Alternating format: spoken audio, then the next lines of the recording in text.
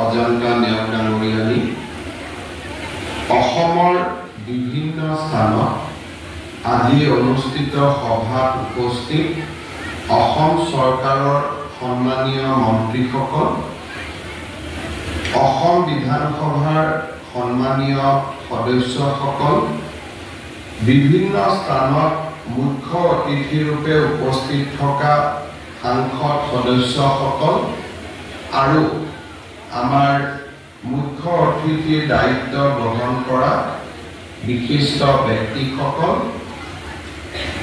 অসম চৰকাৰৰ মুখ্য সচিব ডাঙৰীয়াকে আদি কৰি আমাৰ আজিৰ অনুষ্ঠানত গুৱাহাটী আৰু অসমৰ বিভিন্ন স্থানত সমবেত বিষয়াসকল, আজিৰ সভাত উপস্থিত আই মাতৃসকল আৰু অসমৰ বিভিন্ন স্থানত সমবেত সুধী মণ্ডলী, অসম চৰকাৰৰ বাবে আৰু ব্যক্তিগতভাৱে মই টেলিফোন নাম্বাৰটোত ফোন কৰাৰ পিছত তেওঁলোকে কয় যে আমি অৰুণোদয় লাভ কৰি থকা নাই, আমাৰ নম্বৰটো আন কোনোবাই ব্যৱহাৰ কৰিছে। বহুত ক্ষেত্ৰত বাহিৰলৈ বিভিন্ন কাৰণত গুচি গৈছে।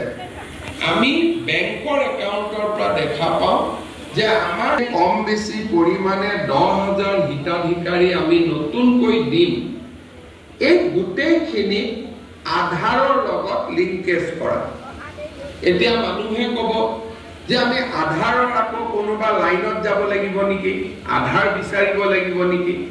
সেই কষ্টটো দিব খোজা নাই, কাৰণ আজিৰ দিনত অসমত যি পৰিয়ালৰে ৰেচন কাৰ্ড আছে তেওঁলোকে আধাৰ অলৰেডি ৰেচন কাৰ্ড পোৱা ব্যক্তিৰ সংখ্যাও প্ৰায় 2,60,00,000